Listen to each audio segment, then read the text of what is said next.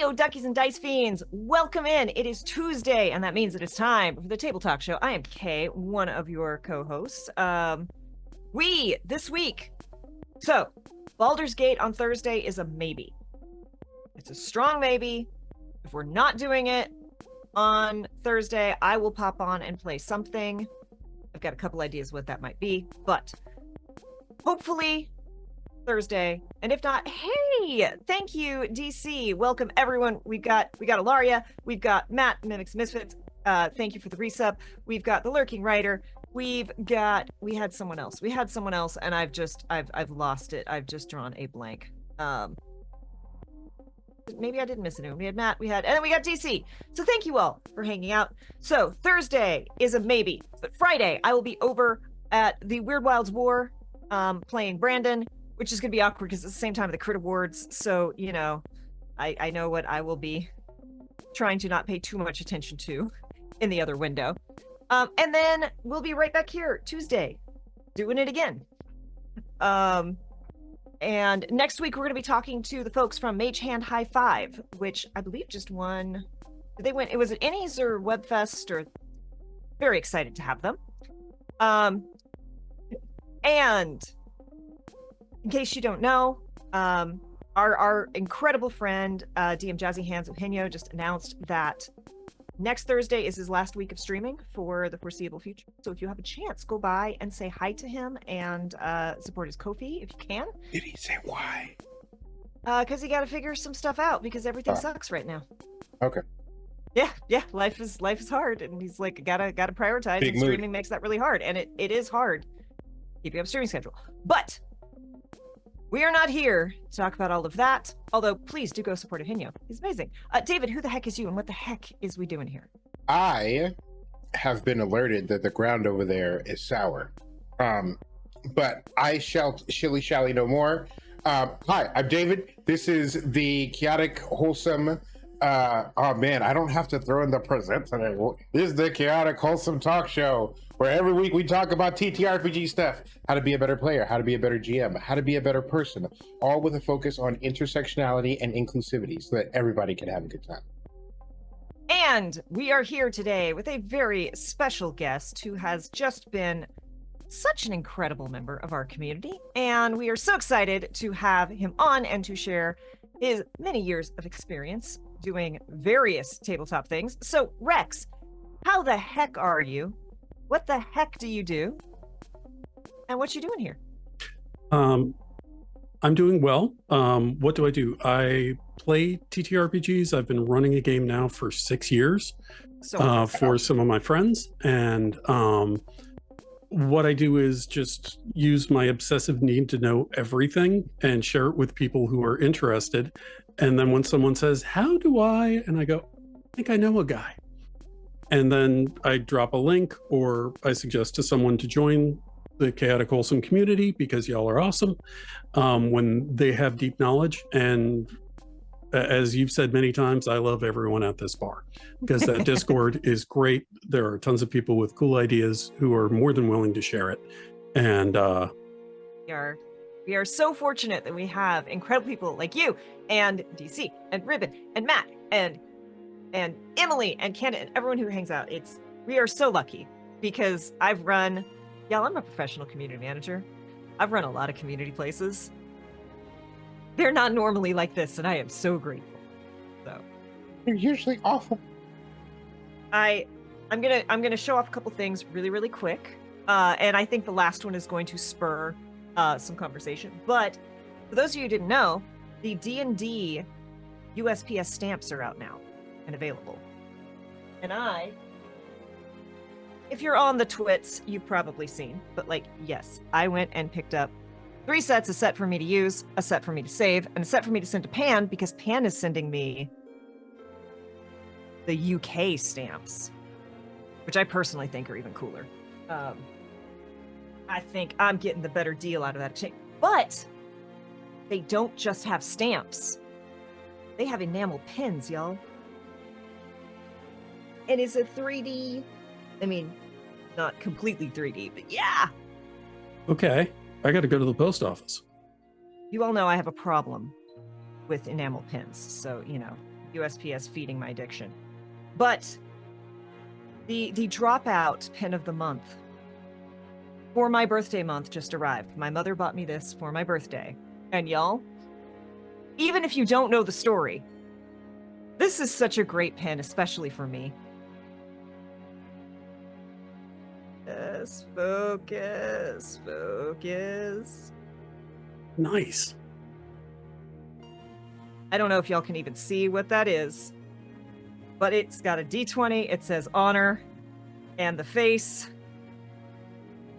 is a rooster. Honor the cock. Honor the cock. Which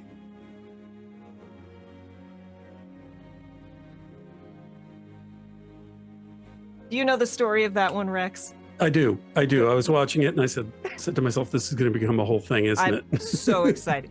So, for those who don't know the story, I think we're all here big fans of Dimension 20. Eugenio just said he's working his way through Starstuck, which is just so good. But they have a rule, of like, is it cocked? Do I have to re-roll it? And Murph, we love a Murph. We stand Murph. Murph rolls and is like, is that a nat? Nope, that's cocked. Gotta honor the cock. Things you don't say in front of improvisers. And yes. So now I have an honor the cock pin. Thank you for your sacrifice, Murph. So yes, we have a number of things that we can go over because, quite a few things. You've been in the space, you've done some stuff. We actually started off this morning exchanging tips for Obsidian for TTRPG bookkeeping, which is very funny. And like, I literally threw all of this together yesterday, and you're like, send me your plugins. Well, if you fall into the Obsidian, so those who don't know, Obsidian is a note-taking app, and I came across it from some research nerds and futurist nerds, and then I found the rabbit hole of TTRPGs for it, and there are so many plugins, and they don't always play nice with each other, and it can be kind of a butt as you get it dialed in, and the hotkeys are weird, and you have to set them up yourself for a lot of the things. So I was like, if Kay has this working, I'm just going to ask them what they're doing, and I may just do a fresh install on it. So quite literally, actually, I will tell you, I will send you this link as well. Obsidian. There is an entire walk you through it Obsidian TTRPG tutorial website. And it is literally how to set up your Obsidian so that it looks like what I have. It looks like a D&D manual, right? It has like the same font for the headers. It has the paper texture background. It streamlines, like I start to type a name now and it's like, do you want this link to be automatically embedded? And I'm like, yes, please. You can click it or tab it. Like, David, you're going to lose your mind. I set all this up and then I'm going to send it to David and be like, David, change the file structure. Change it how you want it, David, because I can work with any file structure. You've been delving into Obsidian. Might take a version of my pre-production and posting it. Yeah, that would also be good. Oh, we did not, David. Good call. And it plays nice with Notion files. Yes, it does play nice with Notion. And it also plays nice with Google Docs. It's not supposed to, but you can make it. Moving furniture can wait. There's Obsidian to be had. Look, it's dangerous. It is. I have broken it like twice, and it's not like, so here's the thing. So I set mine up inside of a Google Drive so that David and I could both access the files if we need to. And they're just notepad files, right? So they're fine. They're small, they're lightweight, they're not going to take up a lot of your space. Unless they're my notepad files, in which they are. Well, but look, your notepad files are Eldritch Horrors with matching names. Pronounce a single file name on your computer, David. Pronounce it. I will not, because I will not be able to deal with whatever creature I summon. Y'all, this mother lover right here brags to me about, no, I'm going to save it. File name. No, he doesn't even untitle. He goes, he keyboard smashes. And then later he's like, why can't I find this? Why can't I find anything? And I'm like,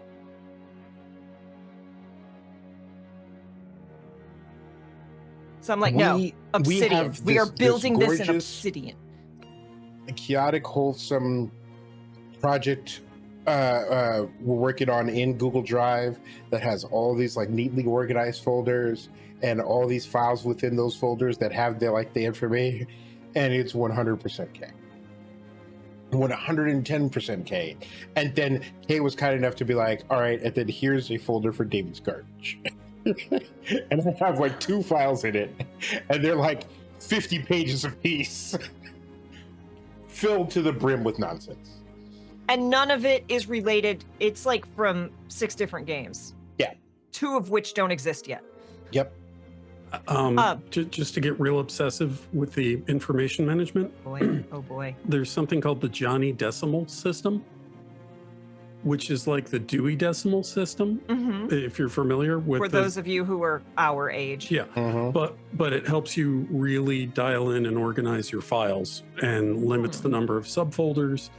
And my next campaign, I'm going to go full uptight librarian on information management in Obsidian. So that means you have to put the glasses lower on your nose. I'd like to discuss your late fees. Yes. Yes.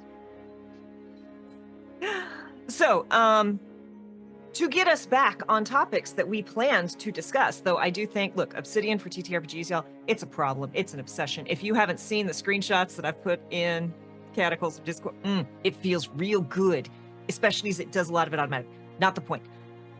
Ilaria Stormforge brought up, and I saw this earlier today, there's an incredible TikTok featuring Deborah Ann Wool, who is an incredible GM and sweet human being and great performer. All the file names that I've written look like the dividers in an X-file filing cabinet. Yeah, look. That file name, David,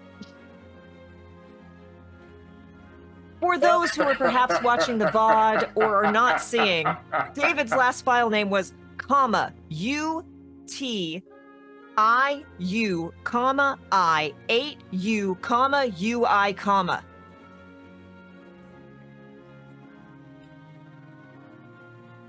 Don't worry, it's not chaotic wholesome related, but that is my last. Matt says, David, I don't know if I've ever been more proud of you. Meet me at the bike racks. We're fighting, right? Exactly. So, Deborah Ann Wall is an incredible performer, great human being, and she was on a podcast with someone talking, and he's like, explain D&D to me, right? Like, it's like, I've never played D&D. What is D&D? And she just starts right in of like, okay, so you want to play D&D? Cool. You're walking through the woods. You've got a bow, you've got a short sword and a dagger. And she just starts going. And she's like, you hear a snap. And he's like, how close is the snap? She's like, let's say you're very perceptive. You roll a 13, you've got a +3, it's 16. You know, it's about 20 feet away. And like, you just see him lock in and dial in less than 60 seconds of playing D&D. No dice, no character sheet, just like, this is what it feels like. And one of the things that we wanted to talk about is onboarding new players, because let's be honest, character creation. Now look, I am a masochist. I have multiple spreadsheets for Pokemon, multiple spreadsheets for Stardew Valley. I like grindy JRPGs. I love crunchy character creation. I love it. But it's not necessarily the best onboarding experience for new players. So let's talk about that, some of your approaches and some of your wisdom to share, Rex. So if I've helped friends make characters for campaigns I'm not running, and I've had people who are relatively new to D&D come in and join my campaign. And what I do is, go over ground rules, session 0 stuff, and talk to them about what kind of character they want to play. I tell them a bit about the campaign, how it's set up, tone, etc. So someone doesn't come in playing something that's not going to be a good fit. And what I'll usually do is, as a part of a session 0, if they haven't played before, is just run them through a sample adventure off the cuff, so they can sneak. If they're playing like a monk or a thief, they can fight a little bit. They can see how negotiations are handled, might be handled if they choose not to fight in something, and give them a feel for how I run things and describe things. And what I try and do when someone's making a character is ask them a lot of questions that come from various books I've read on character creation for writing or for acting. A very long time ago, I read An Actor Prepares. So there's stuff with that where, what made you take up the call to adventure? And if it's, my entire family's dead and nothing matters to me, you're not going to fit in my campaign, Batman. Go away. Hey, Lady Luck. But if it is more that something happened, or raiders came to your village, or what is the inciting incident that brought you to the call to adventure? And then what comes from your backstory that, frankly, as a DM, I can use as hooks to keep you interested in the adventure, to keep things happening. I had one player who came in, and he is a family man. He has a wife, he has 3 kids, he has a successful career because he joined the campaign when everyone was about level 7 or 8. But he also has a backstory, which we're now getting to the point where stuff is starting to come out in the campaign. And the players are like, wait. The other players are like, wait, what? And in the last session, there was a big reveal where he said, yeah, these breadcrumbs have been laid since I joined the campaign. So you're going to have to go back through all the session notes and be able to pick it out. So much. Yeah. And I've deliberately had things happen where he either chose to react or didn't react, or made a decision that seemed to be out of character, but fits based off of this secret background. But because we took so much time talking about the character and where they came from, it made it work. And this was a brand new character. I had 2 players who were fantastic, who've joined the campaign, and they were playing characters from campaigns that fizzled. And it was like, okay, well, we can take this and just change this city to that, and modify a few things, and you're joining the party because the patron has decided we need you to come in and assist. So this person is being that person's bodyguard, and you both get the offer, which you take. You're getting a certain amount of money, blah, blah, blah. And it makes it easier for them. I had a friend, NJ Coffee Junkie, who got to play in a Canon C-Team game from Acquisitions Incorporated at PAX Unplugged last year, just sitting out on the floor because some other people had donated to get to play with Jerry DMing. And they were like, Rex, I need help making a character. And I'm like, okay, let's do it. And we ran through what kind of character they wanted to play. And NJ has played before, but by asking them questions about what was the call to adventure, what made you leave home, okay, you're choosing this type of character. Why did you develop these skills? And that sort of thing. It helped her make a very well thought out character. So when she got to the table, she had a great time. Yeah.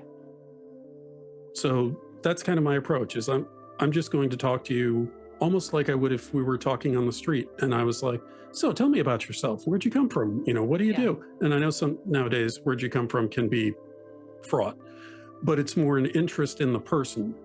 Yeah. And in this case, an interest in the character, and getting the player to think about that.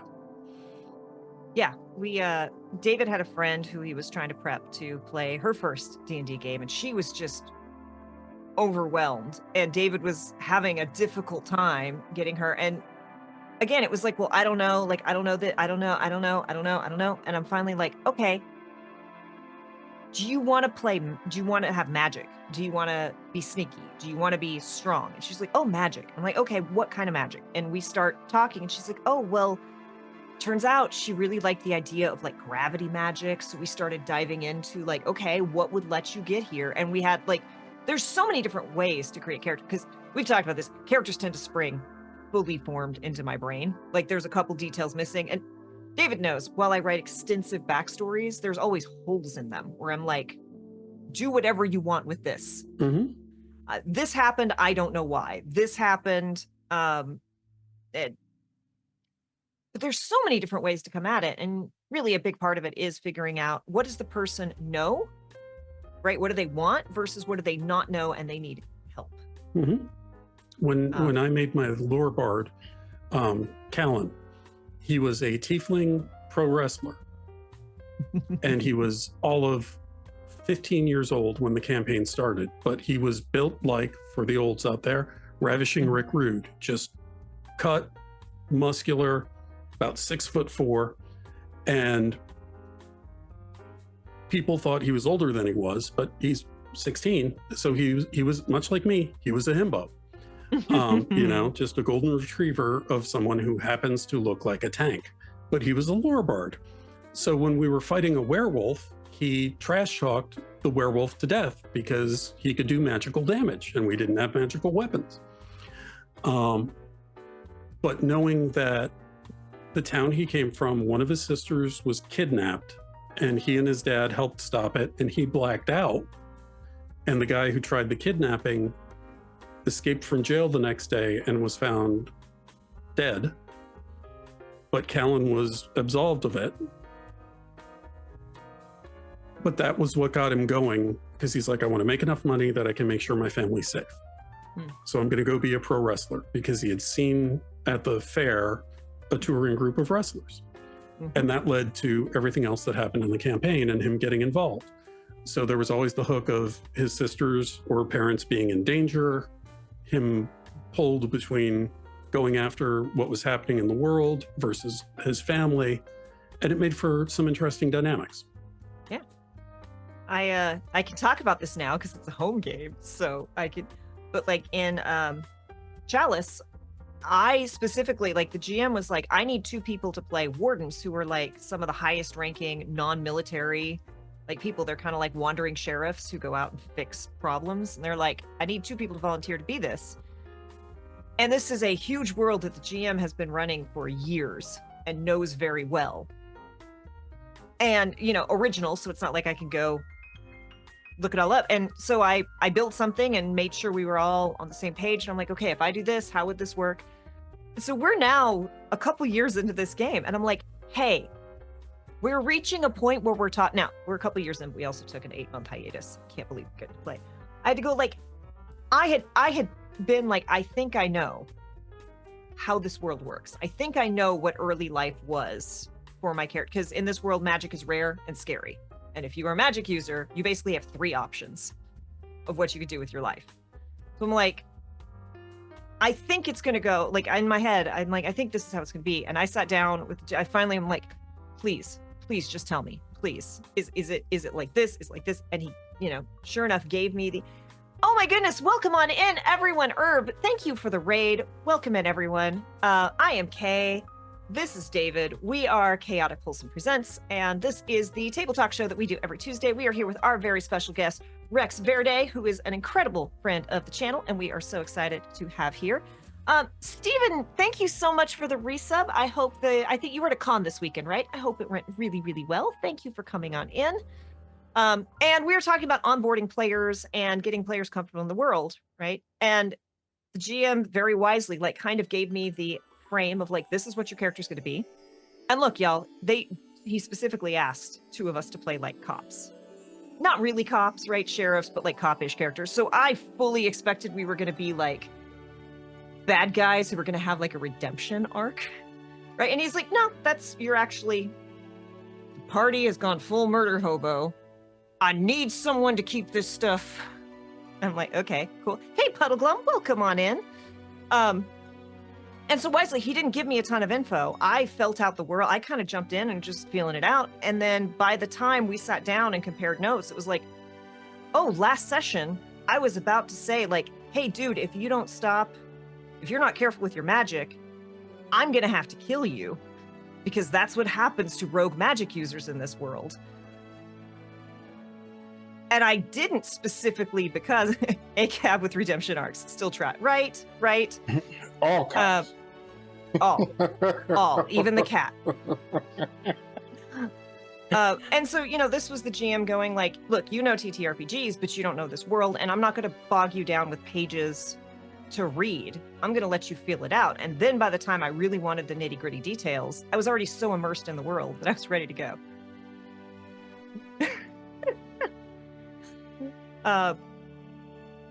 What about you, David? You built a whole onboarding adventure. Okay, so a couple things. One, I'm curious about the ways in which,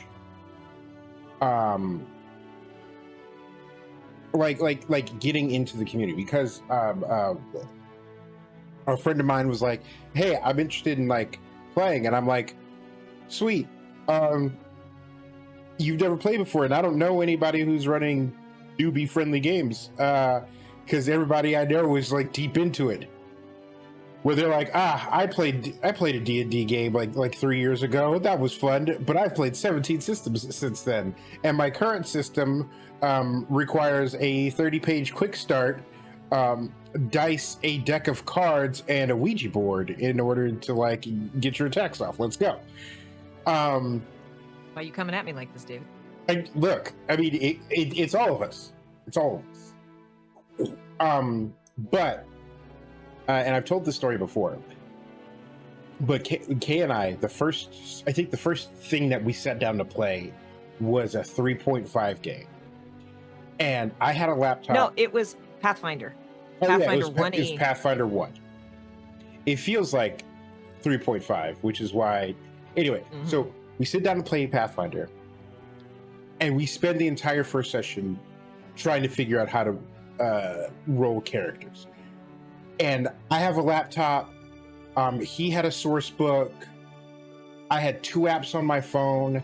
There was a tablet floating around, all that had the documentation on it. And we were just passing stuff back and forth with like pieces of paper too, trying to figure it. And it took 3 hours. I was 2 hours into it, didn't know what a cantrip was, and was too afraid to ask. Right. And so based off of that, and based off of a couple other experiences I've had, because while other systems, including 5e, have an easier character creation system, there's often a lot of discussion around the character creation, because I'm running a game now where most of the chatter is all the cool stuff that everyone's going to do together, and they're going to be friends, and it's going to be awesome. And so, I am now building stuff into the world to make that happen, to facilitate that. So I make a game. I make a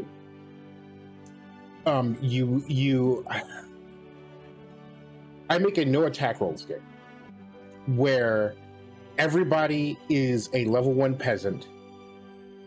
You have straight 9s. Everything comes with a -1. And just to get people accustomed to the idea of like a plus or a negative modifier. And you meet a wizard, and he's breaking you out of jail, and he gives you a wand of magic missile. Now, magic missile, you don't have to roll attack. You don't have to figure out what your spell casting number is. Magic missile goes over there and fucks him right up. It's great. But it is a wand of magic missile with wild magic. And so, and somewhere out on the internet, I got a document that's 10,000 wild magic effects, because the table with the 100 magical effects, it's fine. It's not nearly as cool as, oops, I caused the heat death of the universe. Mm-hmm. Hey, Starless Solid. And yes. so It's 10,000 magical effects, and I have them roll a d20 twice, and then they're like, "So what happened?" And depending on the effect, I'll be like, "Well, you don't know," or one person immediately became immune to cold damage, and I was like, "You feel fine," and never found out that it was immune to cold.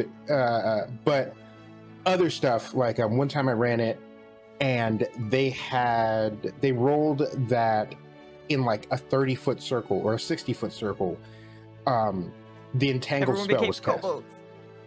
Oh no, the kobolds is coming up, but it was entangled on everybody in like a 60-foot circle. And so I was like, vines spring up out of the ground, coil around your legs, hold on to you, and they're like, "What the f- is going on?" And one of them was, it's like everybody in like a 3-mile radius turns into a kobold.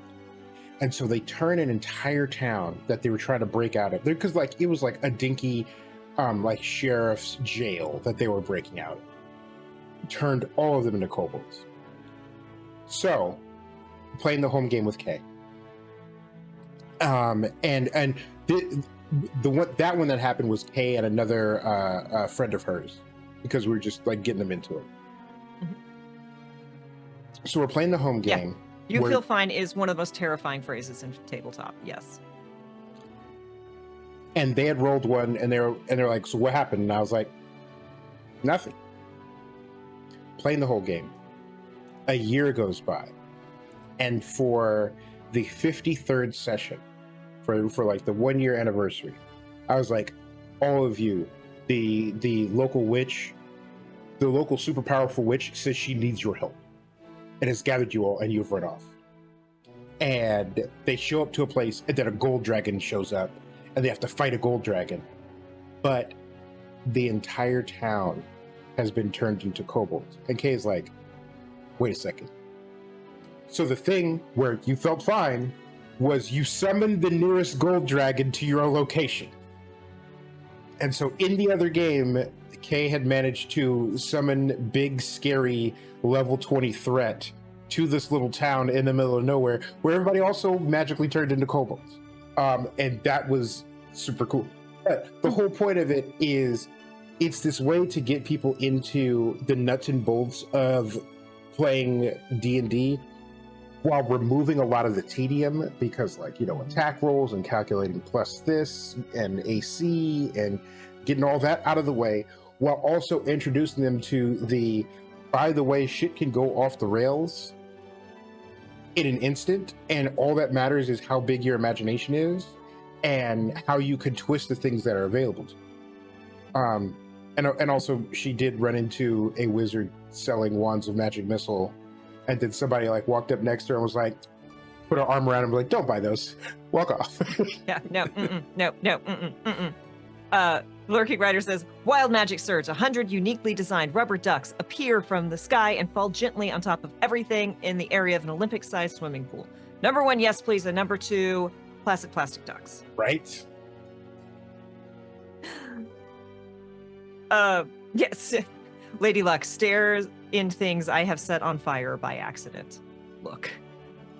So yes, there are different ways to get people in, and and look, y'all, if you are new-ish to the space, the thing I always say, someone just put up, and I'm not saying this to like throw a whole bunch of shade or be like crappy about it. Like, they were genuinely like, I'm hearing people are saying that watching APs can be a good way to learn D&D, but like, I don't think that's true. Like, I think that's setting people, and I'm like, look, Number 1, I learned to play D&D through actual plays, like Critical Role, Shikar with that bronze girl. Like, watching those are what taught me to play D&D.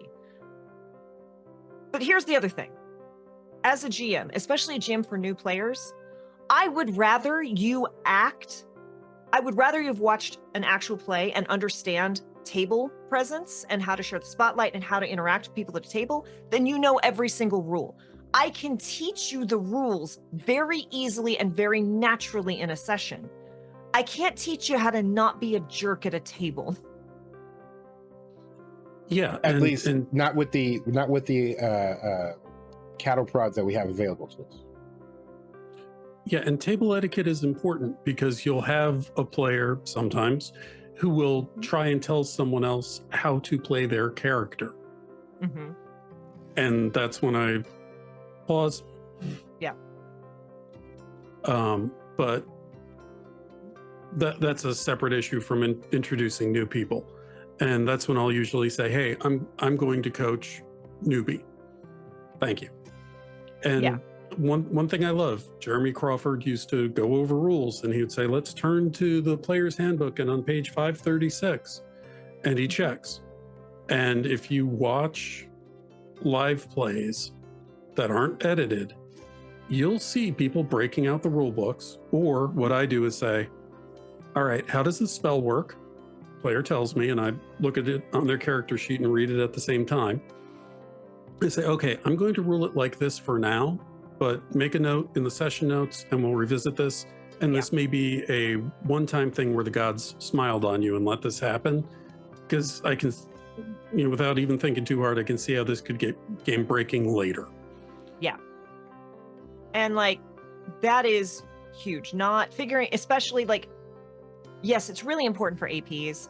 Podcasts too, like, because I know APs and pre-recorded stuff. Hello, Eric. Welcome on in. Even though they can be edited and you can cut that out, there's still a flow that gets broken, right? If you go too far down the rules lawyer thing.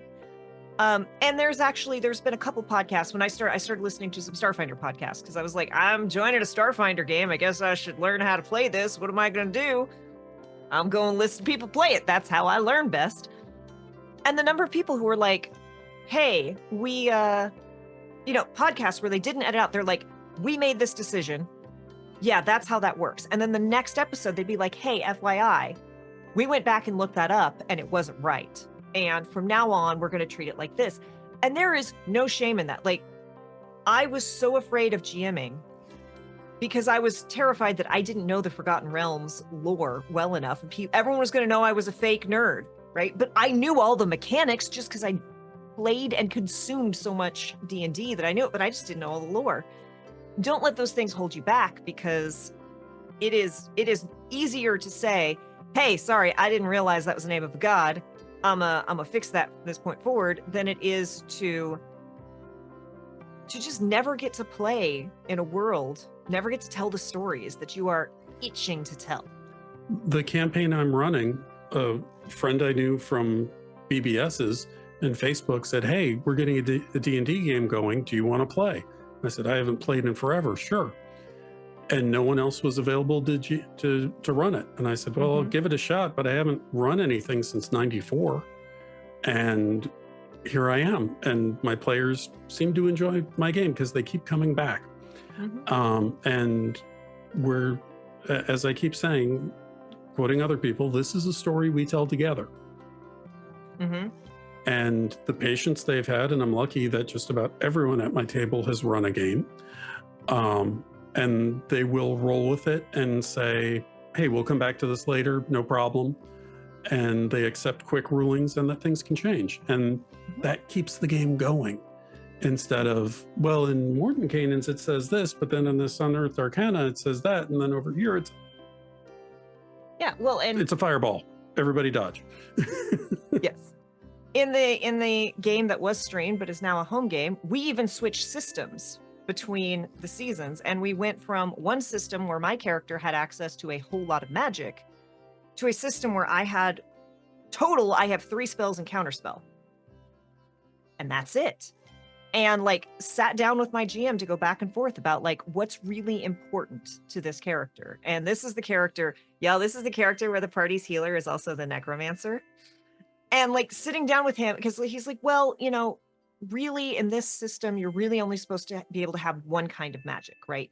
But it's kind of like the X-Men. Most people don't have multiple powers. They have one power that you can get imaginative with, right?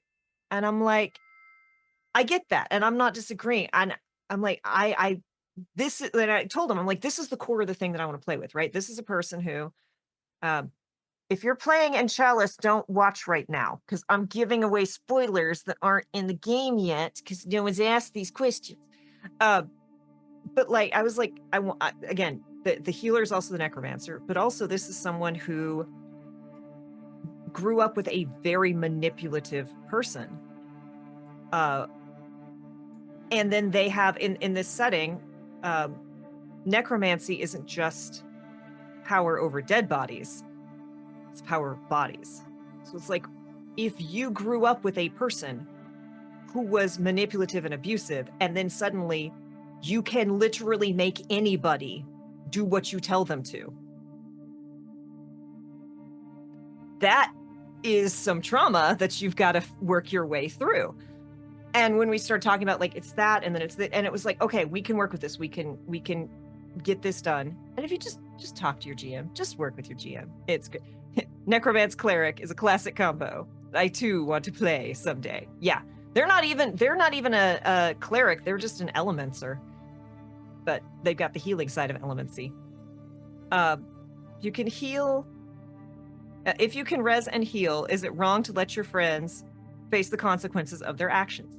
Exactly. Look, if anybody who's played an MMO as a healer has had a moment where they've gone, hey, we're getting set up, everybody wait up, we're not ready yet, or hey, we're not quite, and then somebody, usually DPS, just wanders off and does their own thing. Leroy Jenkins! And then you walk over, you stand next to them and watch them just get pummeled until they die. And then they die, and then you res them, and they're like, why didn't you heal me? It's like, because I'm not going to encourage your bad decisions.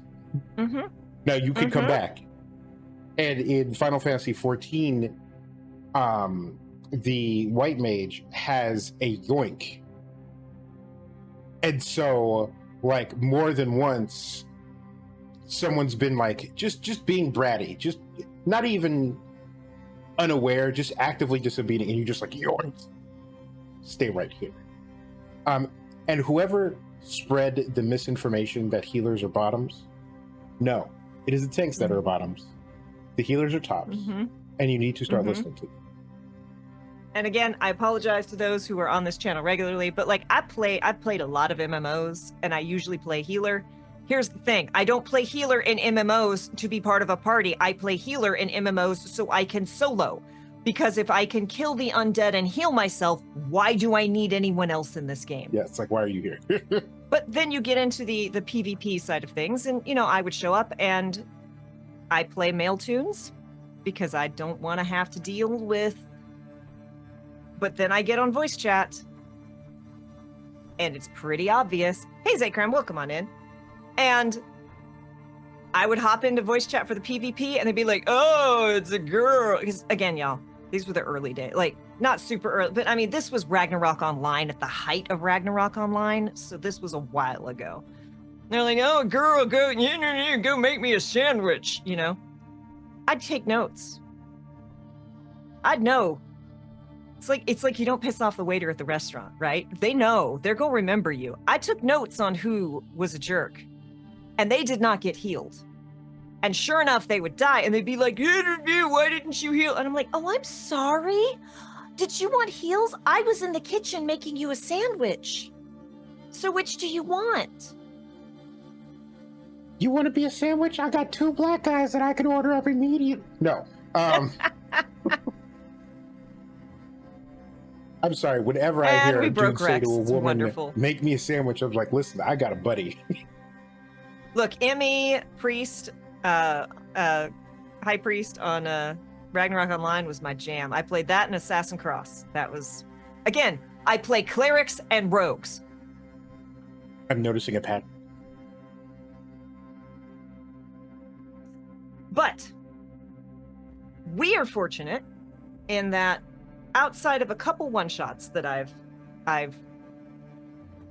played in, I was not running, but and then, well, one person in one shot, but most of our players are very happy to interact with what we have thrown at them. Now, of course, if you have watched some of our TTRPGs, you know, we have put people inside a literal nightmare. It's quite literally the nightmare of a dreaming god. We have had them go steal from Melon Tusk. We've had them go deal with Pariah Carey, who had violated the Christmas music pact. Thank you for the clip. Yeah, we have come up with some fairly wild scenarios for people, but people are generally excited to interact with our scenarios. But we're not always so lucky. Yeah, it can be a challenge when the players will not engage with the plot. And longtime viewers of this channel will know that I have a few methods of this, of dealing with this, which broadly I refer to as the corpse occult.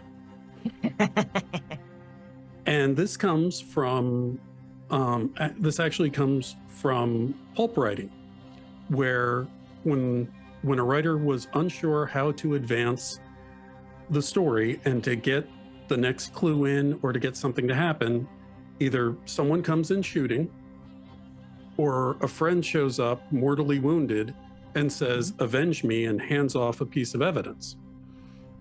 And Kay had an example where you were running a one shot and the one player's like, "I'm not leaving until my contact arrives," blah, blah, blah. And my suggestion was, sure, that's simple. Your contact comes flying through the front window of the tavern on fire with a note pinned to their chest via a dagger through their heart that says, "Meet me here." If that's what it takes says, "Come to get get some." them moving. Yeah. Or, you know, "You're next. I'm at the old church." There you go. There's your contact. Your contact came. They told you where you need to go next. Why are you still drinking ale? Yeah, Brennan Lee Mulligan has a thing where Brennan's like, "I'm a lazy GM. I really am." But of course, he's also running limited series where they have to get people in and out because they've only got so many episodes to get things done. Which, look, I do understand that. That's why we built Godplane basically on rails, right? Like, yeah, there's a lot of different things that enjoy the loop, Puka. There's a lot of different things that the players can do, but I mean, the campaign's kind of on rails because we're like, we got between 8 and 12 episodes depending upon how we run this. But Brennan's like, I come up with the premise of the world. I come up with all the basics, the very bare bones that my players need. And then I have them bring me their characters. And I'm like, "Oh, no clerics? Not building out the gods," right? And he's like, I will always, whenever possible, be like, "Give me your family. Tell me who your family is. Don't let them all be dead." Because inevitably, and we all know this, you get to the tavern, you've got the super interesting NPC sitting there waiting to give them all the information. And they're like, "I think this chair is a mimic. We have to destroy every bar stool in this place because one of them is a mimic and we're sure." And no one will even look at the NPC. So he's like, "It's not the NPC. You see your uncle who killed your entire like that character from your backstory is sitting in there." And that usually gets players' attention. Yeah, there's multiple ways. Sorry, David. I have sort of like a metagaming way to address this. But in every game I run, everybody sits down and I go, "Okay, look, there are only two guiding principles you have. One is that whatever your background, whatever kind of character you drum up, you want to do the thing. And two, ultimately, you all want to work together." And like, I haven't had anybody complain about it, but I could see how somebody would be like, "Well, you're bossing me around." I'm like, listen, if someone kicks down the door and goes, "Oh my God, there's a dragon attacking Skyrim, come get him," and you're like, "I don't feel adequately motivated," well, then you get to sit there and everybody else gets to go have the good time. I'm just getting this out of the way right now so that we don't have to do this in character. I will leave you behind, and your characters are always in mortal danger. There is no like I don't give plot armor. And in fact, one of the things that I do, that I have done in a couple of games, including a game that Kay has played in, is you'll be out in the world and you'll see people who are inspired by your actions. Like you'll do some cool things, you'll have a close call, and like if the party is like rogue, cleric, barbarian, then you'll see 3 people standing over there. One has a couple of daggers, one has a god that they're praying to constantly, and one has a lute. And you'll sort of like your social circles will kind of like glance against each other, and you'll be like, who are those people? And they're like, oh, they heard that you went down into the sewer and killed a bunch of like giant rats, and everybody was scared of the giant rats. And they're like, you know what, fuck it, I can do it too. And so they're going around town, and if there is a rat, they find it and kill it, no matter how small. Because your characters are in mortal danger, and I don't want to be in a situation where it's just like, oh, we're 40 sessions into this game, you just took fatal damage, and no one wants to like go on the side quest to go find a wish spell to bring you back. But now you're stuck with a random character, a level 1 someone new that has to. It's like, no. If the rogue fell out of a tree and landed on his head, then there's a guy who's like, I can do that better, and then goes up the tree and then actually does the thing. And it's like, look, I've really looked up to you guys for a long time. It'd be really swell if I could hang out. And then boom, you're back in it. And then also when it comes to like big red buttons, Kay will tell you I love big red buttons, especially since Kay loves to press big red buttons. But my favorite thing to do, I don't know what you're talking about, is you put little red buttons everywhere. Mm-hmm. You put a little red button, and then you attach a thread of lore to it. And I think one thing that isn't talked about enough is put your characters in a position and make them ask questions about the world. So like they go and they touch a little red button, and something weird happens, and they're like, why the hell did that happen? It's like, well, you're gonna have to figure it out. Mm-hmm. But squirrel. Starless Solid says, oh wait, was it Starless Solid who asked that? I missed it. I've lost it now. Hey, someone, sorry, was asking, like, what do you do in worlds where everything is like friend shaped, right? So the kind of more less combat focused systems. And look, again, childhood bully, right? Someone who left town and hasn't been seen for years, who's suddenly back. Mm-hmm. And people still have wants and desires without combat. Otherwise, we wouldn't live in a society. So there can be power struggles. There can be low-key things, contests, other ways of having conflict that is not at risk to your mortality. Mhm. Right now, my players, a lot of what they're doing is political and figuring stuff out, and occasionally there's some combat, but it's not very often because they're level 14 and they're in a city, and they already caused a temple to collapse inadvertently while fighting a hag, 3 hags. But anyway, it's a thing. Look, people love mysteries. How do I know?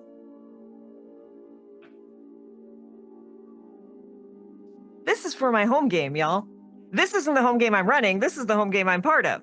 Mm-hmm. I made a literal murder board because I'm like, we've got a mystery and no one else is really working to solve it.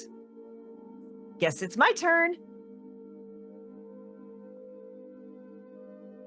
So yeah, questions that can't be answered, strange things that are happening. Yes, I am that one GIF. I also had to make a digital version of it on Google Draw because I needed everyone else in the campaign to be able to add to it. But the physical one is just for me. But yes, figuring out interesting ways to tie the plot and the party back to each other. David did a brilliant thing that was so much fun in that in our home game. I played the Paladin of the Flying Spaghetti Monster. And again, I have elaborate backstories, but I looked at David and I'm like, I don't know if the Flying Spaghetti Monster is real. Because canon in 5e, your paladin can get their power just from their belief. The god doesn't have to be real. So I'm like, I don't know if she's delusional. I don't know if Flying Spaghetti Monster is real and she's just the only one who's worshiping him. I don't know if she's worshiping a different god and just has the name wrong and God's pretty chill about it. I don't know. We also had a warlock in the party. And it's on hiatus, so I don't have answers yet, but I'm thinking the warlock's patron and my god are the same. That's what it's feeling like at this point. And David's being very careful. Just like my GM. In this game, I'm we had in the home game, the conspiracy board game, someone has living plants on them that keeps doing things without person's permission and seem to be hungry. And I'm after a whole bunch of stuff, I'm I think they're hungry for magic. And we're in the middle of a conversation. We're role playing. So the GM is not checked out, right? But is doing GM stuff, getting ready for whatever's next. And I just see him go I'm I got a reaction.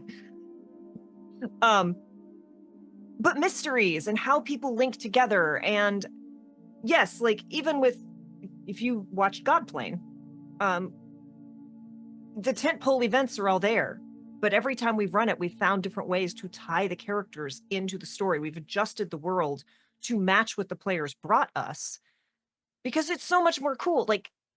That's one of the things that I think more GMs need to pay attention to when running prepackaged modules is how can you adjust that? How can you change it just in little ways to make sure that the players also see their characters tied into this world, not just moving through a set piece? Well, so the priest player who joined to be that moderating influence with the group, but he had his own reasons for being there because this group had enough of a reputation in the kingdom that they lived in that they kind of needed to have a liaison with the government to help smooth things over.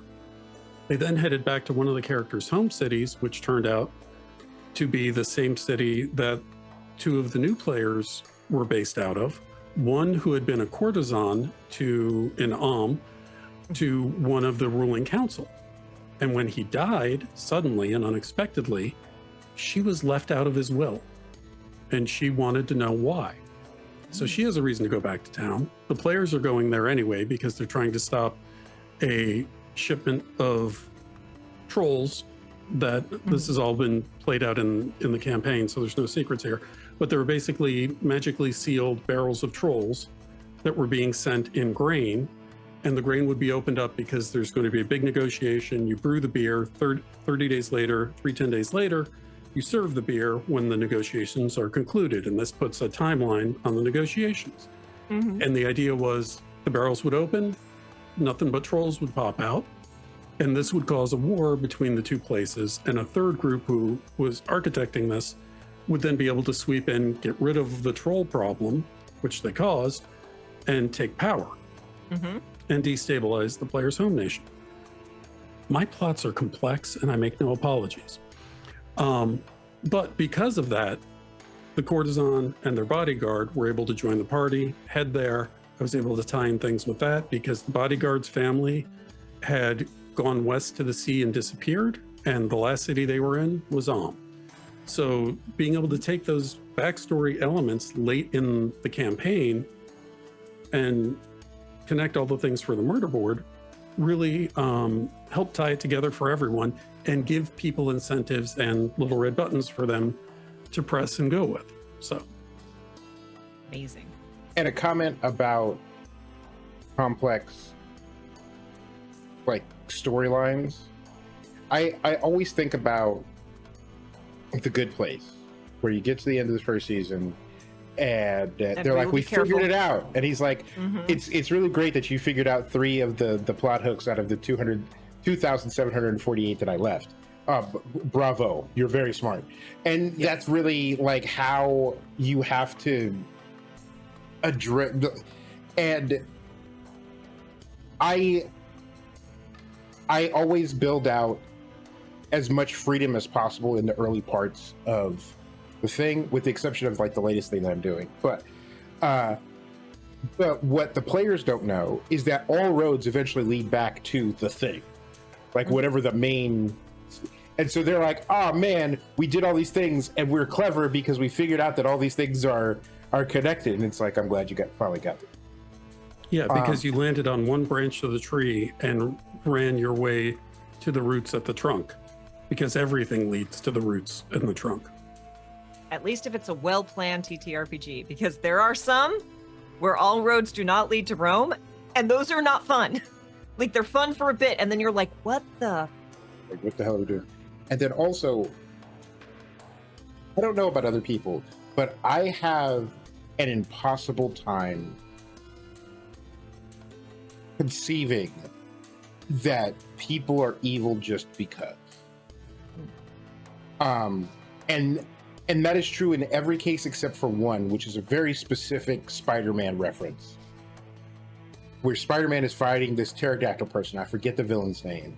And he's like, dude, you know how to manipulate genetics. You could cure cancer. Why are you, instead of curing cancer, you're running around turning everybody to dinosaurs? And he's like, I really like dinosaurs. I think they're cool. Everybody should be a dinosaur. And I'm like, I don't want to cure cancer. I want to turn people into dinosaurs. And I'm like, you know what, buddy? I can disapprove of what you're doing, but I get it. Sometimes you're just like, this is cool, and I'm going with it.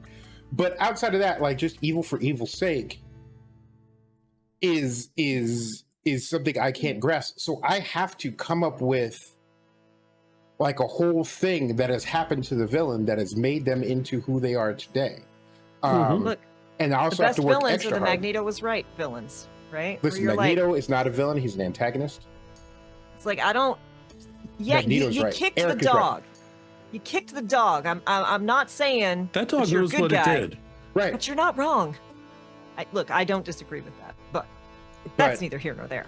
But I always like, concoct something, and then I have to work extra hard to make the villain not capitalist, because my head automatically goes to, and this is the crime that capitalism visited upon this person and made them into a monster.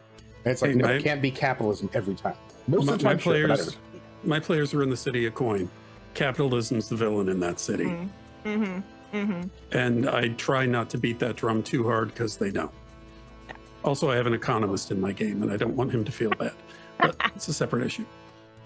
Well, and just backing throw up, Milton in there and Milton Freeman, and oh man, he'd go melt right on down. Or he will agree, and then you make him the BBG. So, backing up just a little bit about, it is, look, y'all, and I say this, and David knows, Rogue is my favorite class. Edge Monarchs are my jam.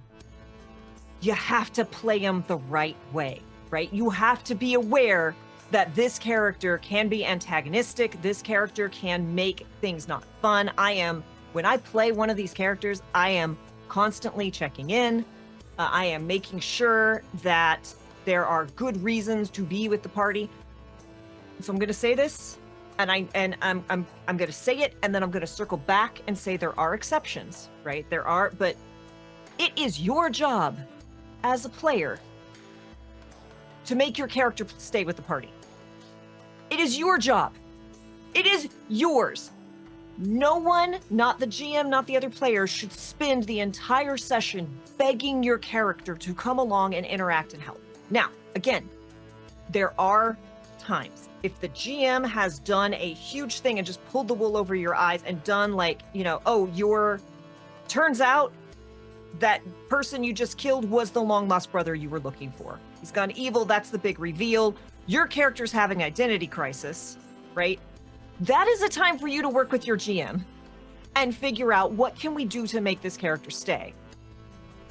But it is not the GM's job to beg you to interact with every plot hook, to interact with the rest of the party, to want to be there. Your character might not want to be there, but you as the player need to find reasons for them to be there. When I first started my campaign, okay, you guys are camping for the night. What are you doing?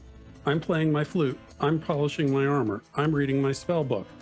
I'm doing research on this. I'm doing this.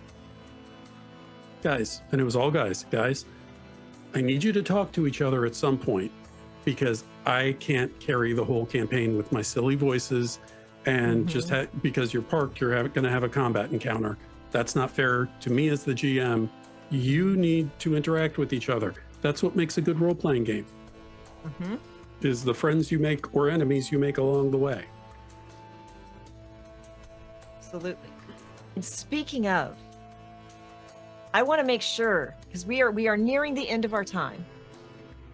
I want to make sure we have time to talk about, hey, Eventulamia, welcome on in. I want to make sure we talk about David's favorite thing. And since you just brought it up, Rex, it is the perfect time to talk about NPC voices. Yeah. Hey, Faysan. It's almost like I've experienced forcing a segue with a group of people from years of DMing. Okay, so... It's not like we're all masters of manipulation here or anything. No, not at all. I didn't make a lot of money in sales. So, NPC voices.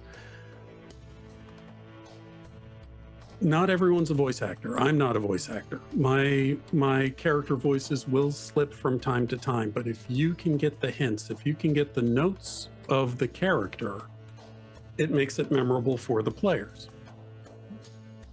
I had a player who was very brash and very over the top and overconfident, and there's what we discussed he was going to play, and then there's what he actually did, and it made it difficult to GM him at times. Go into a magic shop, and or an item shop. It's very crowded with items. All the shelves are packed with stuff. Holds the door open for the party as everyone goes in.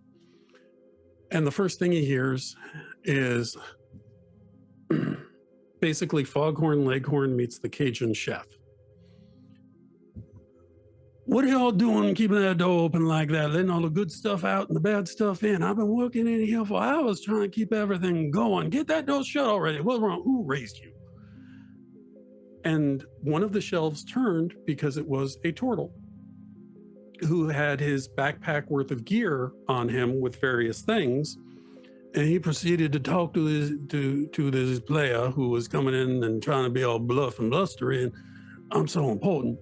And I have this vaguely southern character, Turtle, who's just not having any of it and giving him heaping helpings of crap for being a blustery jerk. And one of the other players is like, well, gosh, I'm just a sweet little halfling. Oh, I will help you out, son. Don't you worry. And I suppose I'll help out your friend, because if you hang around with him, there must be something good about him that I'm just not seeing in the moment.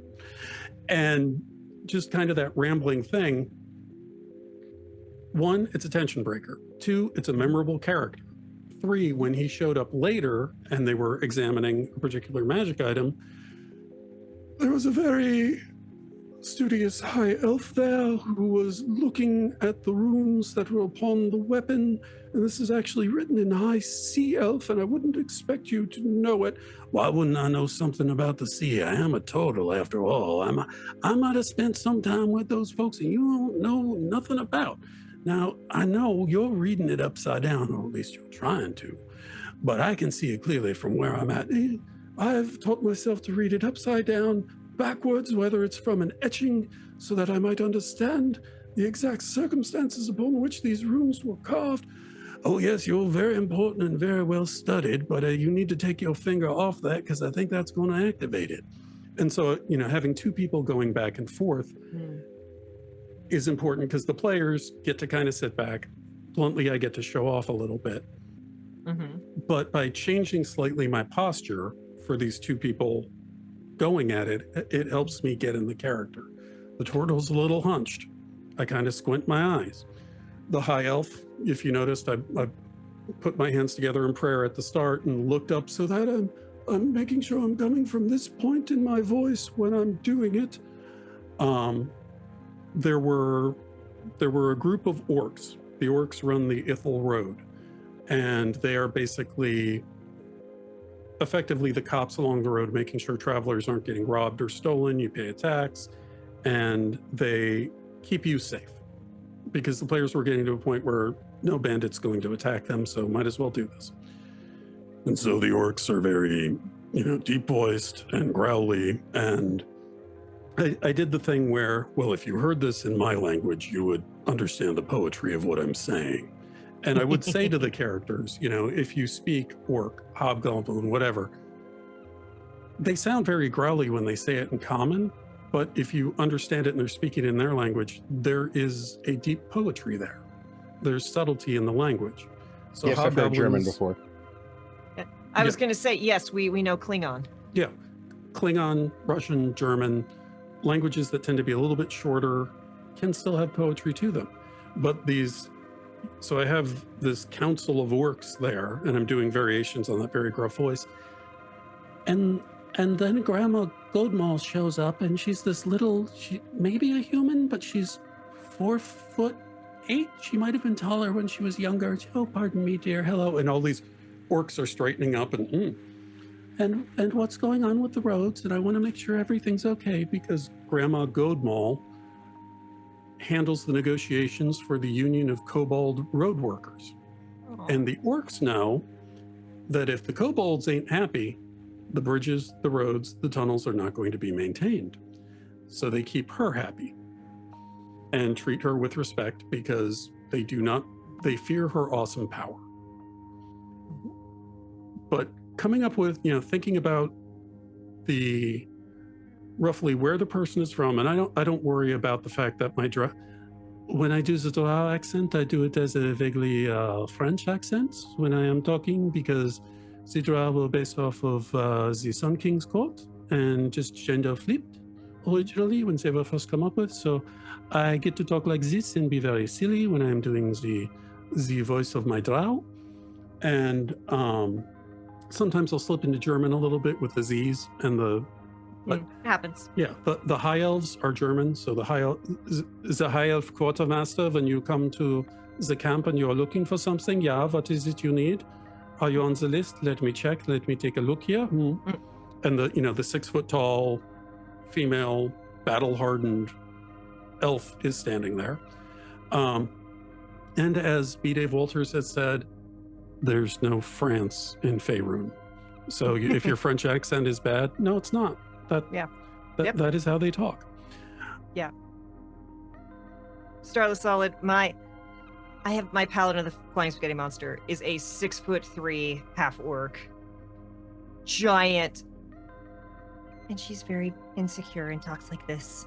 Mm-hmm. And she's always, and then it's kind of the same voice, but my ASMR paladin, or my ASMR druid, she's very excitable and she talks very, very fast. And even though it's kind of the same voice, because I talk really, really fast, they sound different. Like, you could absolutely tell which one is which, even though they're both really nervous and secure characters.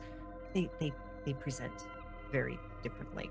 Well, there's a playtest that I played in where I played a goblin in one game, and he basically sounded like Jason Statham, and I would make it a point to get right on the mic when I was talking about whatever it was he was talking about, because it's just that bad American Cockney accent. And then there was the half-orc Mr. Ungovernable, who was moving the mic away so I don't blow out anybody's ears. Randy Macho Man Savage as a half-orc, and he was a pro wrestler. Oh yeah, we're gonna get on this. We're gonna make it work.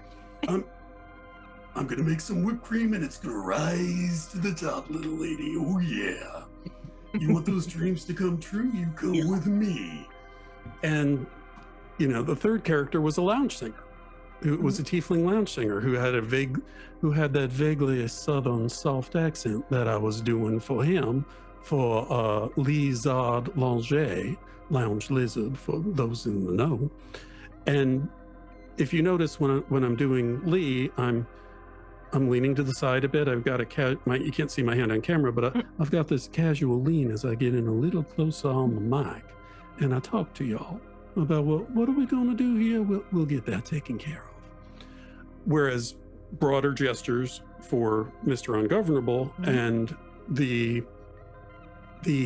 safe cracking goblin, I hunch over and I get right on the mic and use that, if you will, cheat code of a growl that I can do, which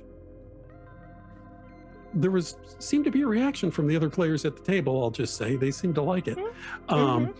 But by changing your posture, you're inhabiting the character to an extent.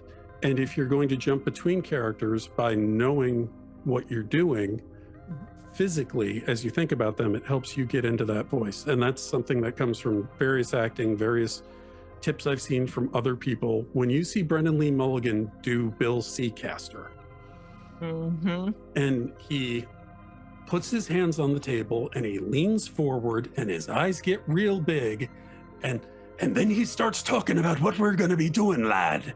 And he's leaning in and he's pecking like a bird at everyone he's talking to. And, he's got that growl going in his voice. It's the physicality of the character that helps you hit that voice. Yeah.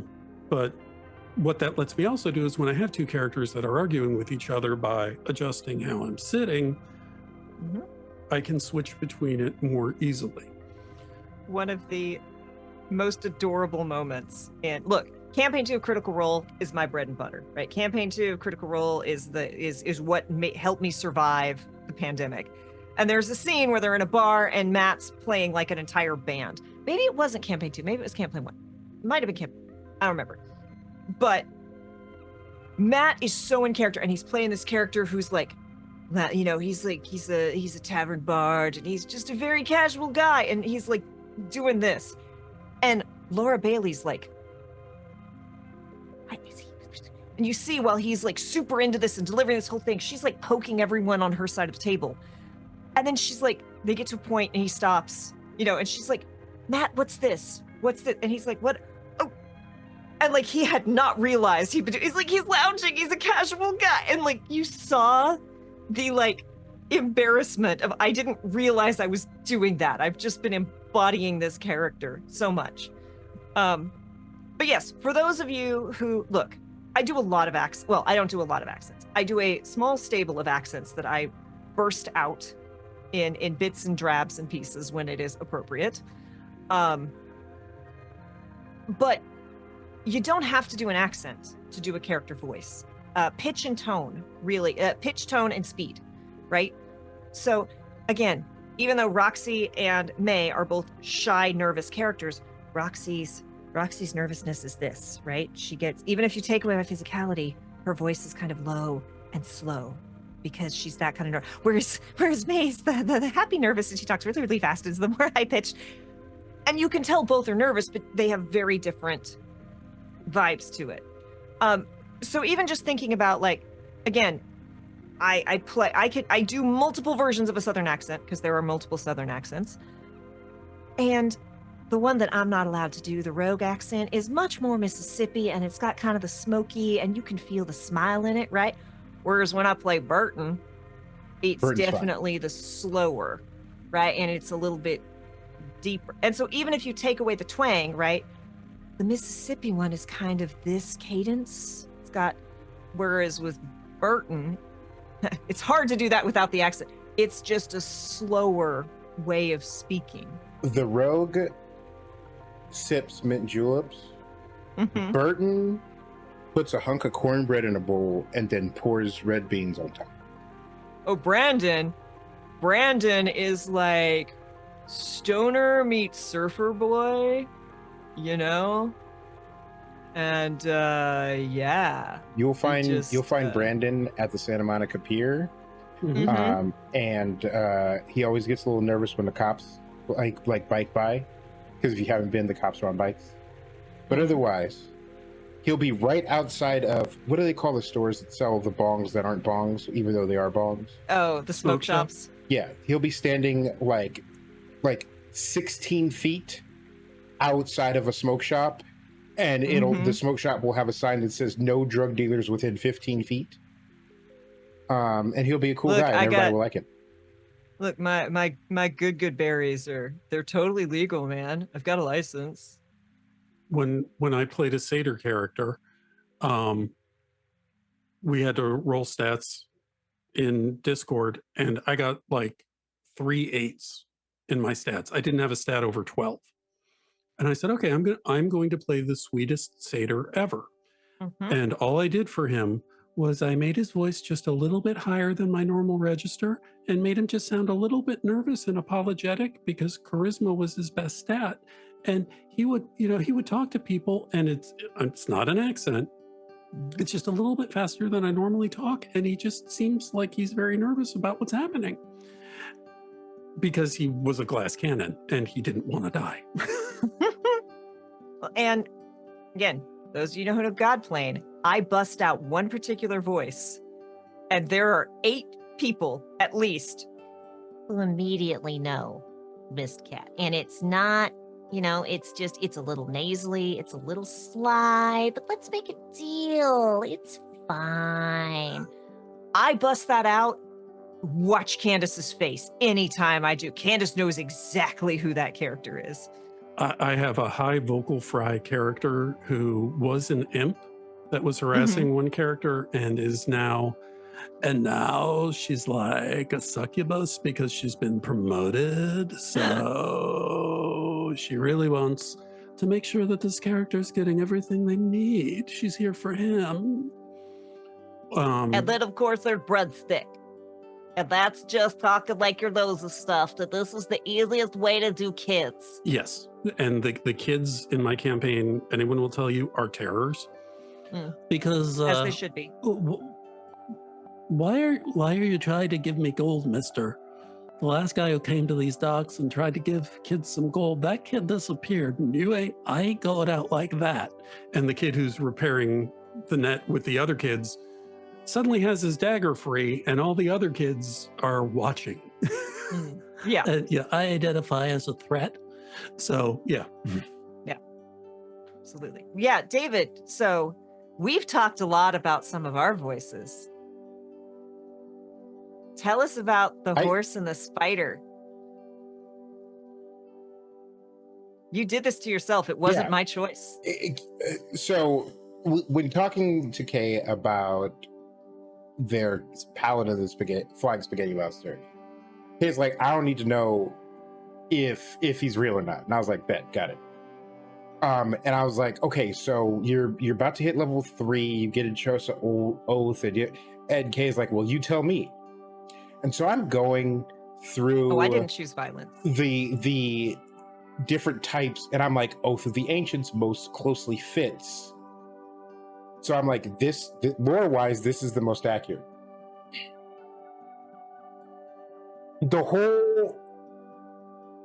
Okay, I have to go back a little bit. Because an NPC gave them a quest. Go get me spider venom from these spiders in this forest. And one of our players, who is just as much of a chaos gremlin as Kay, was like, well, how do we get them? And I foolishly, Also, sarcastically. for the record, this is the player who gave us Pariah Carry. Yes. And many other great ideas, which are currently being implemented. But I sarcastically said, I don't know, you ask them. The entire party, except for the brains of the outfit, who didn't want to be the brains of the outfit, but happened to have an above average IQ, wander around town asking people about their secret task that they have to keep under wraps. Does anybody speak spider? So they're on the road to go to the forest where the spiders are. And I quickly look up the spiders that I have planned, and they have just enough intelligence whereby if you speak with animals, they can understand what you're saying. And I'm like, they ain't gonna get me. They're not gonna get me talking. They can't talk their way out of this. And so I have to build an entirely new type of spider. I have to build an entire new storyline, a completely new history for the town that they are going to. I tie in 3 of the quests that were on the quest board in the center of town to that. And then I do this whole cool thing where like both Kay and the warlock go to sleep. They have this really intense dream because like you level up when you sleep. they have this really intense dream, they have this religious experience, and they wake up and they're level 3, and then they have their level 3 stuff. And Kay has... One of the things that comes with the Oath of the Ancients, the oath I was assigned, is speak with animals. And the horses had made the trip before, so Kay was like, I'm gonna ask them. What's great is we're standing around and someone starts bringing up speaking to spiders again, and Roxy's like, I think I can speak to animals. I'm gonna try to talk to the horse. And so and there are 2 horses, and so I have to come up with 2 different horses to talk to Kay. And then that day they get to town and they run into a spider war where some spiders are fighting the other spiders, and the good spiders win. And then Kay is like, hey, spider. And I was like, I didn't want to do this. And then that spider's like, well, you got to go talk to the boss. And then they wander out into a clearing and find a spider god that has a big old spider bodyguard. And they're trying to talk to the spider bodyguard. And spider bodyguard's like, no, just talk to her, buddy. Just talk to her. I'm not high enough on the food chain. But I can talk to spiders and I want to talk to you. And so, yeah, I had to do multiple animals, including figuring out how to talk like a spider and how to make the spider not sound like a snake in case a snake shows up later. And it was just a big old headache. Well, Starless Solid. Oh, go. No, go ahead, and then I'll... Starless Solid, different GM allowed me for a Ravnica game she was doing it in 5e, Ravnica, obviously, allowed me to homebrew a vegetation genasi.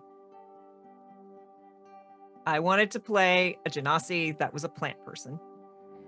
And had speak with plants, which was really fun when we found some mushrooms. Because are they plants? Are they not? It's kind of a giant question mark. Also, my character's sibling is a mushroom vegetation genasi who was kind of the big bad of that arc. And when we were going back and forth about, can you talk to plants? Can they not, just talk with plants, work, da-da-da-da-da. And I'm like, so again, character voices. Wynn has the same voice as Kai.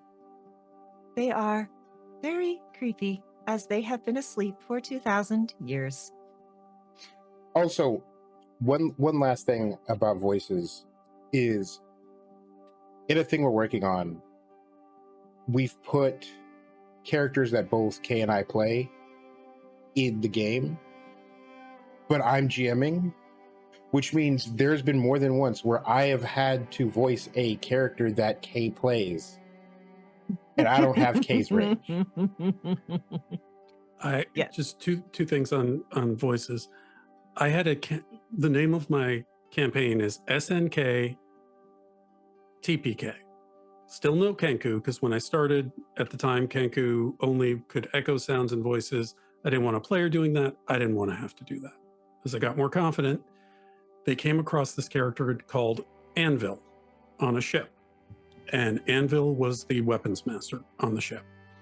And one of the players decided to have a conversation with Anvil about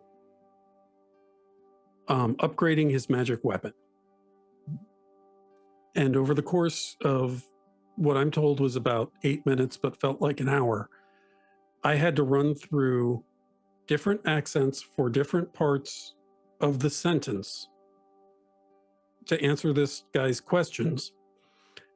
And when I got to the end, I said, and now Anvil walks away. And he said, oh, I have more questions. I said, yeah, but my brain is about to leak out of my ears because I'm running out of cycles, and I can't. I actually don't know if I'll be able to keep going. We're going to take a bio break now.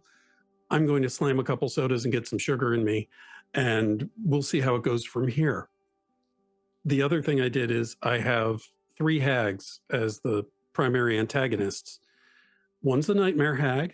So she's very received, the received accent, very proper, very and not that far off my voice, but it lets me just do this when she is talking and she is very precise. There's the traditional green hag who's very shrieky and, cackling and all that. And then the third was a sea hag, which I basically played as the character from The Grudge or The Ring, where she hangs her head a lot and she mumbles. And when she does look at you, she's not happy to see you at all. And that way it's small things. She talks quietly, but I'm real close to the mic. So the players are like, nope, kill it with fire, kill it with what's going to kill it? Let's kill it. Thank you for the follow, Punkle Dicks. And that way I can switch between them easily. So. I would just like to point out, and I've now lost it, but I read it enough times that it is in my brain. Barbarians always choose violins. Which also brings me joy, because again, in the home game, Burton, one of the other characters is like a musician and plays a violin, and I got to drop the line of, I ain't never seen a fiddle like that. Which, of course, drove the musician wild. That's gonna hurt me for a while. I'm gonna be taking psychic damage for a while. Homebrewed a tiefling druid who is essentially descended from int/plant devils. Amazing. Their horns are branches. Their tone changes with the base of the season. They're blind and have speak with plants as a running spell. When talking anything other than plants, their voice is small and stumbling sentences. When they talk to plants, they talk with my normal voice. That is so sweet. That is so sweet. But yes, and also, if you haven't watched The Dragon Prince, go watch The Dragon Prince, because their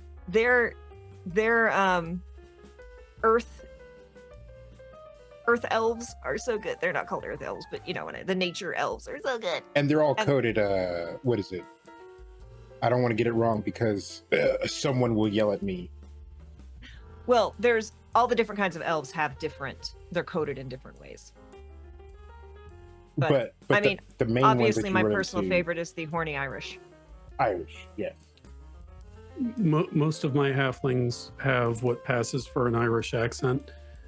Not that it passed as an Irish accent for the Irish woman I was in a relationship for a long time, but for us Americans, Phoebe's good enough when she's talking to you about what's going on and what's happening, and whatever it is you need help with, she's happy to help you.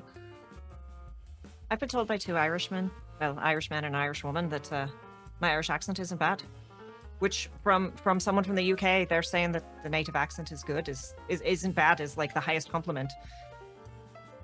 It's like I will never do an English accent to someone from England, because it does not end well. Well, it's like when someone says, "Oh, you're an American." It's like, "Hi, I was born in Ohio, moved to New Jersey, was allergic to the state, went through a ton of speech therapy, and that's why my default speaking voice makes me sound like an NPR newscaster, because I had the accent trained out of me."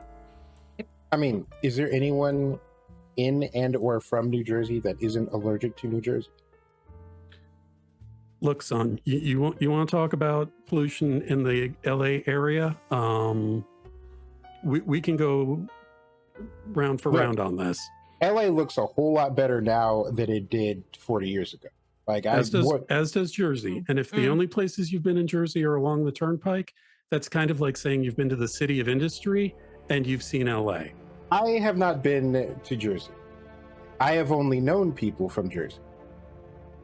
And every person I know that I've met from Jersey says one of two things. One, I'm so glad I escaped. Or two, are you ready to fight now? Hey, David, New Jersey and Ohio are the two states that curse the most in casual conversation. And people from New Jersey may think they've escaped, but Ohio has more astronauts than any other state because they want to get as far away from Ohio as they can. And if that means leaving the planet, guess what? I know multiple people who currently reside in Ohio, and every time I talk to them, I ask them the same question: Why? And listen, if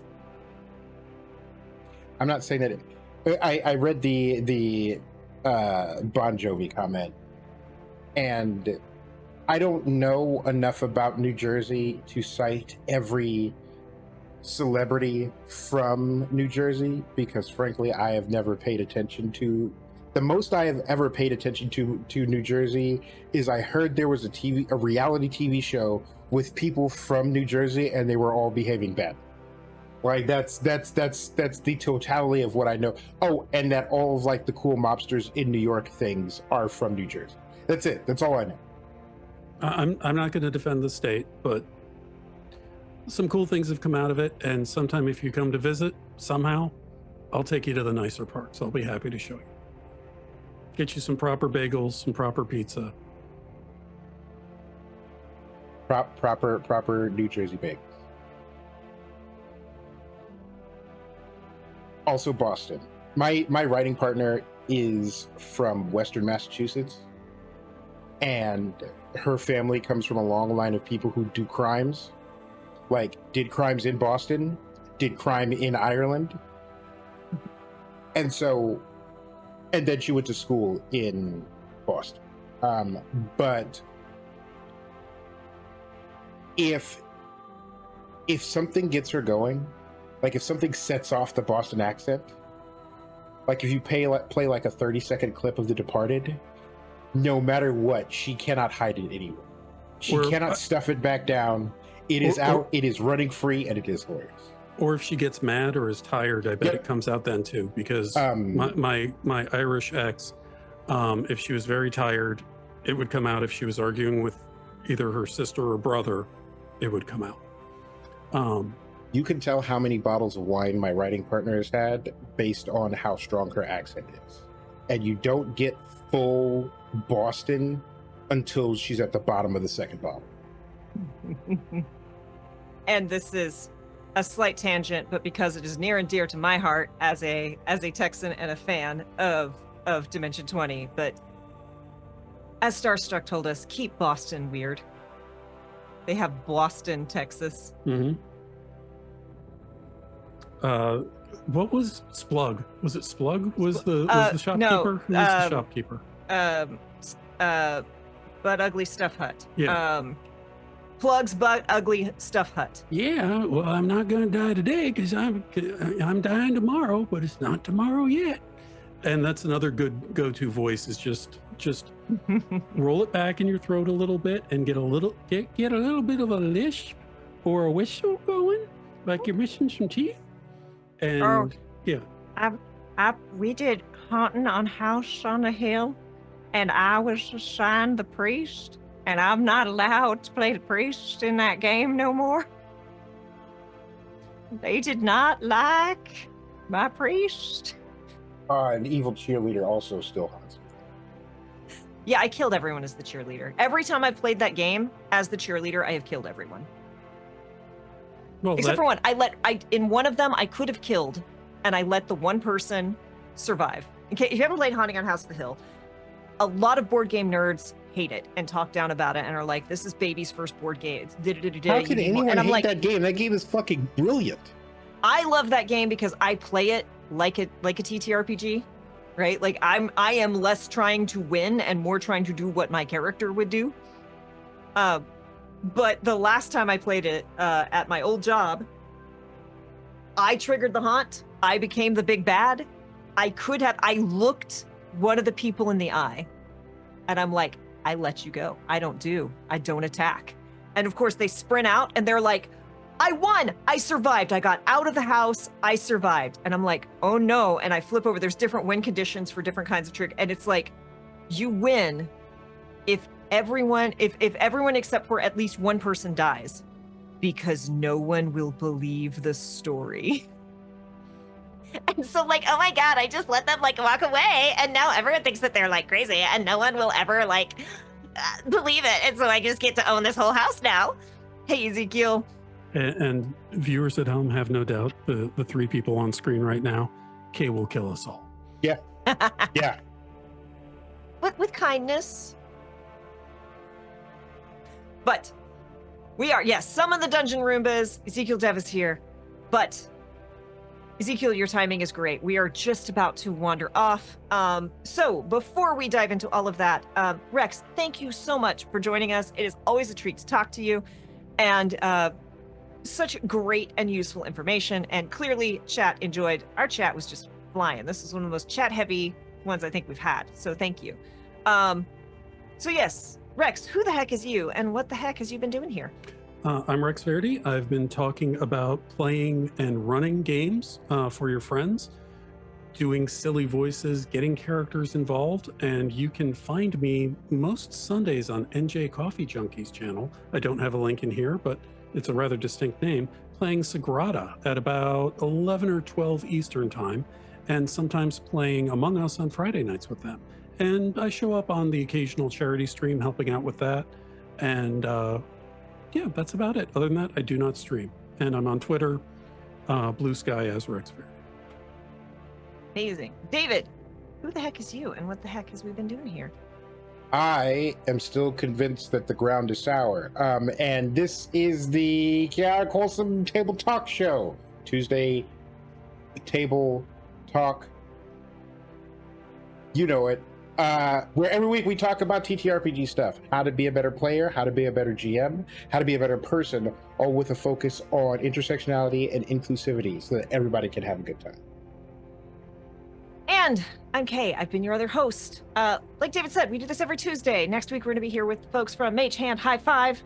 Come back, same bat time, same bat channel on Thursday, where we will either be streaming Baldur's Gate 3 or I'll probably doing a farming game of some sort. I've got a couple at my disposal. I haven't played much Super Mario RPG, and look, y'all, I love Super Mario RPG, and that remake is gorgeous, and I really do need to beat it. I just haven't, life happened, and my brain said, no, farming games.